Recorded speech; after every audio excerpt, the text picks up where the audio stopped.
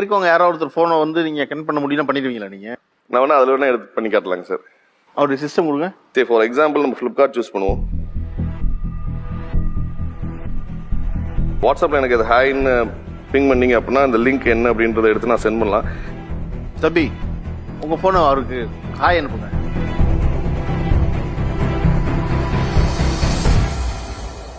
So அந்த லிங்கை மட்டும் ஒரு பேசிக் டெம்ப்ளேட் மாதிரி ஃப்ளிப்கார்ட்டோட மெசேஜ் மாதிரி ஒரு டெம்ப்ளேட் மாதிரி யார் தம்பிக்கு அனுப்புறீங்க நீங்க? ஓகே ஹாய்னு இப்போ அனுப்பிச்சிருக்காங்கல்ல. ஆமா. ஓகே, அதை ஓப்பன் பண்ணாங்க அப்படின்னா ஃப்ளிப்கார்ட்டோட பேஜ் ஓப்பன் ஆகுதுல்ல. அவர் அனுப்பிச்ச லிங்க் வந்துருச்சுல? வந்துச்சு. ஓபன் பண்ணிட்டீங்களா? ஓபன் பண்ணேன். ஓகே, என்ன செய்யணும் சொல்லுங்க. அவர் அடுத்து அது லாகின் கேட்கும். அது ஆக்சுவல் ஃப்ளிப்கார்ட் பேஜ் மாதிரி இருக்கும். ஆக்சுவலி ஃப்ளிப்கார்ட் லாகின் பண்ணுங்க. நீங்க ஒரு பாஸ்வேர்ட் எட்டி பார்க்காதீங்க. ஏன்னா இப்ப இவர் சொல்லிடுவார் அந்த பாஸ்வேர்டை.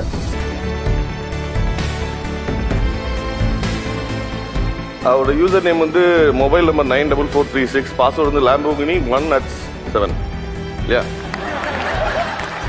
ஃப்ளிப்கார்ட் பேஜே வந்து ஓபன் ஆயிடுச்சு. அவங்களுடைய பாஸ்வேர்டு இப்ப யூசர் நம்பர் வந்துருச்சு. சொல்லிட்டாரு அவர் யூசர் நேம் பாஸ்வேர்டு.